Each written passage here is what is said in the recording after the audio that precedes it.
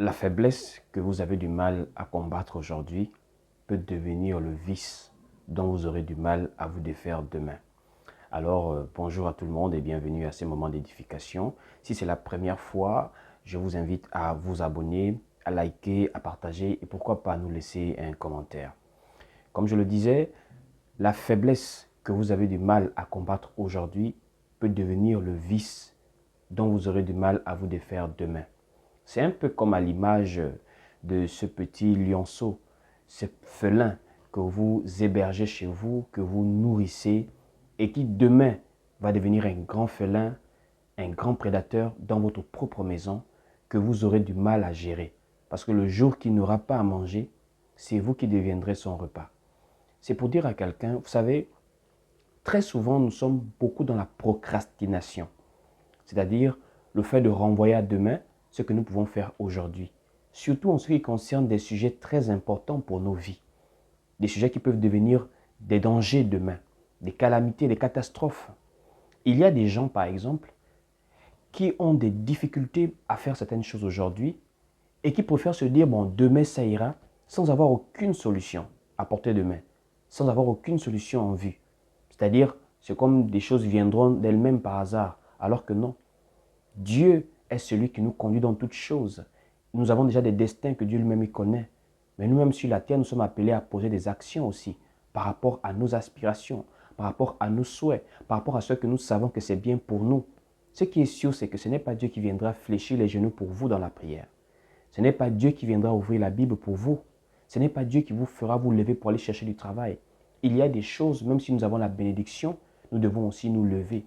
C'est pour dire il y a des combats, frères, sœurs. Si vous ne décidez pas aujourd'hui de vous lever, demain vous allez devenir des esclaves des propres situations que vous avez laissées évoluer. Il y a des gens, par exemple, qui commencent à avoir certaines faiblesses. Je prends un exemple.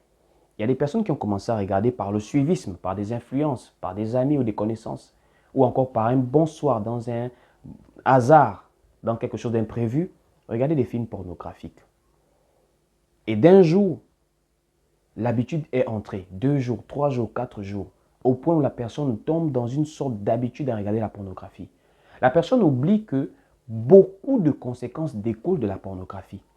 Mais parfois on se dit, bon, on gère, c'est juste un visionnage de quelques minutes, alors que beaucoup ont fini dans la masturbation, beaucoup ont fini dans les adultères, beaucoup ont fini dans le vagabondage sexuel jusqu'à s'attraper des maladies ou encore détruire leur propre vie.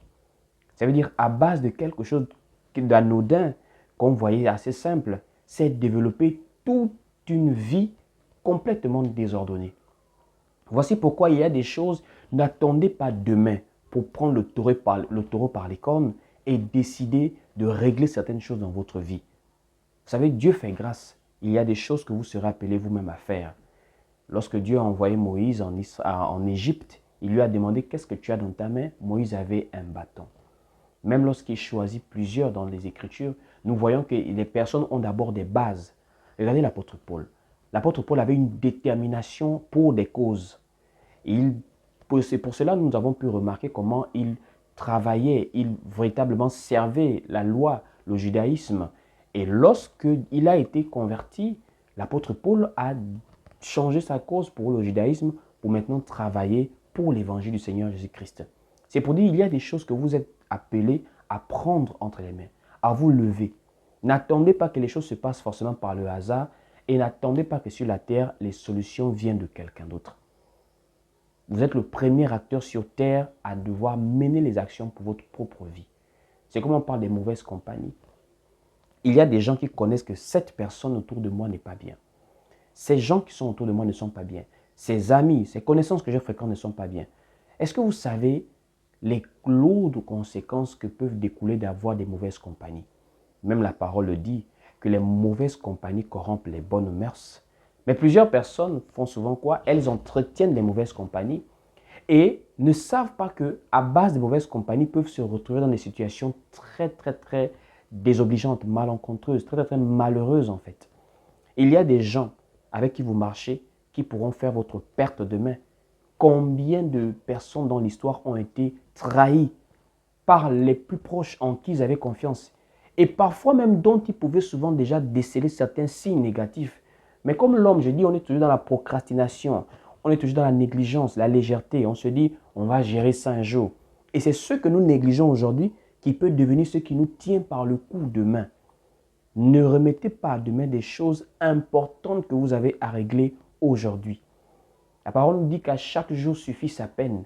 Laissez demain pour les combats qui arriveront demain et réglez les combats que vous avez dans le présent. Et ceci, c'est quelque chose de très capital que nous devons comprendre en fait. Parce que vous allez remarquer la majorité des malheurs que nous avons, en réalité, nous pouvons souvent les percevoir dès le départ. C'est à l'image même des relations de couple entre l'homme et la femme. Vous allez remarquer, il y a des défauts que des gens vous montrent dès le début. Des défauts que vous savez que vous ne pouvez pas gérer dès le départ. Des défauts que d'habitude vous n'acceptez pas. Des défauts que vous réalisez souvent que même à long terme, ça va forcément apporter des grands problèmes. Mais vous gérez, vous dites que la personne va changer, la personne va s'améliorer. Encore que je suis pour le fait de donner la possibilité à tout le monde de pouvoir faire mieux, de pouvoir rectifier le tir, de pouvoir s'améliorer, de pouvoir vraiment être transformé. Mais force est de constater qu'il y a des personnes qui nous montrent leur véritable nature pendant un bon moment. Quelqu'un n'aspire pas au changement, quelqu'un n'aspire pas à l'amélioration, quelqu'un ne reconnaît pas en fait la faiblesse, le défaut que la personne a. Et lorsque la chose devient plus grande et finit par créer une catastrophe demain dans la relation, on se plaint comme si on était la personne la plus malchanceuse, alors que nous avons pu voir des signes dès le départ. Voici pourquoi n'attendez pas que le lionceau grandisse pour que vous deveniez sa proie demain quand il sera lion. N'attendez pas que la violence que quelqu'un vous montre déjà par des petites gifles devienne demain des coups de poing, devienne demain des hospitalisations pour coups et blessures. N'attendez pas que les premières injures qu'une femme vous donne deviennent des grandes humiliations demain. N'attendez pas des grandes déceptions lorsque vous pouvez déjà percevoir certains signes de malveillance chez les autres, chez un partenaire, chez un collègue au travail, chez un ami que vous fréquentez. Non. C'est comme dans votre propre vie. Il y a des choses qui vous arrivent. Vous savez qu'en réalité, ce n'est pas vous. Vous n'aspirez pas à ce comportement. Vous n'êtes pas heureux d'avoir ce défaut, cette faiblesse. Commencez à combattre la chose quand elle est encore facile à déraciner. Vous savez, il y a des choses, quand vous êtes déjà tombé dans la dépendance, c'est très difficile. Je vois souvent des personnes qui sont vraiment addictes à la drogue, qui sont vraiment dépendants à la drogue. Je vous assure, ce sont des personnes au départ qui auraient pu rapidement arrêter. Mais l'habitude de se dire non, demain, en tout cas, j'aurai la force demain. Non, frère. La nature doit nous enseigner. La force n'augmente pas en vieillissant. La force n'augmente pas forcément en grandissant. C'est vrai qu'il y a un âge, nous sommes tout petits, des préadolescents ou encore des adolescents, et nous allons vers un certain âge, vers la force de l'âge, où nous avons toutes les pleines capacités de l'homme. Mais il y a aussi, à un moment donné, nous repartons vers la faiblesse. Voici pourquoi la fin de vie est comme le début. La vieillesse est comme la petitesse. Tant on est petit, on a manque de force, les parents font tout pour nous, on nous accompagne, faire des besoins, on nous fait tout. C'est comme ça aussi que nous sommes en vieillissant. Ça veut dire qu'il y a un milieu dans l'âge, dans la vie, où c'est là où nous avons toutes les forces de combattre certaines choses. N'attends pas demain, 5 ans plus tard, pour te lever et combattre la chose qui est en train de commencer négativement. C'est comme dans la vie de foi. Si tu sais qu'il y a quelque chose qui commence à t'éloigner sérieusement de Dieu, n'attends pas demain. Si tu vois que tu commences à avoir une lourdeur que tu ne comprends pas, en réalité tu aimes prier, mais tu ne sais pas pourquoi tu commences à passer ton temps devant TikTok. N'attends pas demain quand tu auras déjà tellement l'habitude, parce que le cerveau s'habitue à des choses. L'habitude est une seconde nature. Il y a des choses, c'est l'habitude qui vous empêche de vous détacher de cela. Quand on n'est pas habitué à faire quelque chose, facilement on s'en détache. C'est comme dans les relations humaines. Quand on n'est pas encore très habitué à être avec quelqu'un, facilement on se détache. On peut zapper, on peut tourner la page, on peut se séparer tranquillement. Mais c'est parfois l'habitude qui crée la dépendance. Et dans beaucoup d'aspects. C'est quand vous êtes déjà addict, quand vous êtes déjà dépendant de TikTok, que vous avez du mal à arrêter le téléphone les soirs pour prier. C'est quand vous pouvez encore le faire aujourd'hui, arrêtez le téléphone. Prenez l'habitude de lire. Habituez-vous, habituons-nous à des choses qui sont positives pour notre vie, à des choses qui sont utiles pour notre vie. Si la lourdeur commence à t'empêcher de prier, commence à te lever aujourd'hui pour prier tous les jours. La prière, ce n'est pas de temps en temps. Est-ce que tu peux évaluer ta vie de prière et ta vie sur les réseaux sociaux? Tu es sur les réseaux tous les jours. mais je suis pris de temps en temps. C'est le moment d'inverser la tendance. Tu es dans une relation, par exemple, d'observation, de fiançailles. Est-ce que tu es vraiment sûr qu'à base de ce que tu vois, demain ce sera bon? Vous savez, même si les choses peuvent changer, même s'il y a des surprises que nous pouvons avoir dans la vie, mais ce qui ne se fait pas par conviction est très dangereux. L'homme prudent, c'est celui quand il voit le mal venir, il peut déjà prendre des prédispositions pour esquiver ce mal-là. C'est comme, je prends un exemple, quelqu'un qui est quelque part la nuit, à une certaine heure, décide de rentrer chez lui, sachant qu'il est dans une zone d'habitation qui est assez dangereuse. Vous allez remarquer, s'il arrive et que quelque chose lui arrive, il se fait par exemple agresser, prenons cet exemple, la personne va d'autant plus regretter parce qu'elle se dit, mais et pourtant je savais que cet endroit est dangereux. Et pourtant je savais, pourquoi n'ai-je pas appelé quelqu'un pour venir me prendre? Pourquoi ne suis-je pas parti ailleurs? Pourquoi n'ai-je pas pris juste une chambre pour dormir quelque part, une chambre d'hôtel, juste pour être logé la nuit et rentrer le matin? C'est aussi comme cela avec les choses qui nous arrivent. Quand vous observez quelqu'un, vous savez que dès le départ, la personne est violente. Elle est vraiment agressive. Quand la personne va déchaîner sa fureur sur vous demain, vous allez d'autant plus regretter parce que vous allez vous dire « et pourtant j'avais déjà vu des signes ».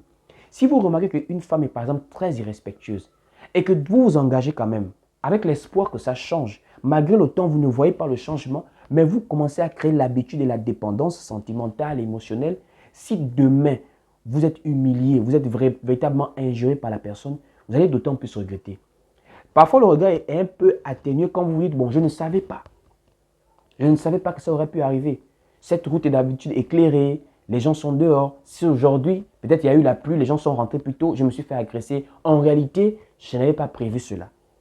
Vous êtes avec quelqu'un qui peut-être, vous ne voyez pas des choses et que demain vous êtes surpris, le regret est plus atténué. Et la compréhension est même possible parce qu'on se dit, la personne ne savait pas. Voici pourquoi le livre de Actes, chapitre 17, au verset 30, l'apôtre Paul dit, Dieu ne tient pas compte des temps d'ignorance. Il y a des choses que, quand vous ignorez, vous ne pouvez même pas vous-même vous donner trop de culpabilité. Mais comment vous pouvez voir des choses commencer à se développer, à naître, à prendre racine? Vous savez que c'est mauvais pour vous, mais vous enfoncez dans la chose. Non. Prenez votre vie en main aujourd'hui. Décidez de faire ce qui est bien. Décidez de vous séparer de ce qui est mal. Décidez de déraciner une plante négative pour vous. Quand elle est encore petite, elle est encore facile à tirer. Il y a des sentiments pour des gens. Quand c'est encore tout nouveau, vous pouvez encore diminuer, retirer votre cœur. Il y a encore des engagements, vous pouvez encore reculer. Il y a encore des choses que vous pouvez encore facilement combattre. La dépendance aux réseaux sociaux, la télévision, la lourdeur, la paresse, le manque de lecture de la Bible, le manque de vie de prière. Ce refroidissement progressif, les mauvaises compagnies que vous commencez maintenant à fréquenter et qui vous ramènent dans des choses que vous avez vomi, c'est maintenant où vous êtes encore dans un juste milieu, où vous pouvez encore vous retirer du mal et revenir dans la lumière. C'est maintenant qu'il faut combattre la chose et non demain. Donc, si vous avez la possibilité de prendre certaines choses en main aujourd'hui et de transformer votre vie par la grâce de Dieu, faites-le aujourd'hui et ne remettez pas ça à demain. Que Dieu vous bénisse. Nous sommes arrivés au terme de notre exhortation, de notre édification et je vous invite à massivement partager, à laisser un commentaire. Pour toutes les personnes qui nous suivent, je vous invite à nous suivre sur Facebook, YouTube, TikTok et Instagram et à nous écrire sur WhatsApp au numéro qui s'affiche en ce moment sur la vidéo. N'oubliez pas, nous sommes également dans le cadre de la persévérance en Jésus-Christ, dans le cadre de l'Église, des assemblées locales. Donc, si vous avez le besoin d'être autour des frères et sœurs, vous voulez être conduit par des personnes, persévérer dans la vie de foi, contactez-nous via ce numéro. Pour ceux qui sont au Gabon, à Libreville, nous serons heureux de vous rencontrer, de partager la parole avec vous. Et ceux qui sont en extérieur, nous avons également la possibilité d'être sur WhatsApp pour échanger régulièrement avec vous, en communauté sur des groupes ou encore en inbox dans des suivis beaucoup plus individuels pour vous écouter, pour vous exhorter et vous suivre. Et pour ceux qui veulent nous soutenir, n'oubliez pas, cette chaîne marche grâce à votre soutien, à vos libéralités et à votre générosité. Ainsi, si vous êtes édifié richement par ce que nous faisons, vous pouvez également nous soutenir par un don via le numéro WhatsApp et nous allons vous montrer comment on fait pour pouvoir nous faire des transferts depuis où vous êtes, que ce soit ici, au pays ou encore à l'étranger. Que Dieu vous bénisse. On se revoit pour un prochain contenu. Shalom, paix et grâce à vous.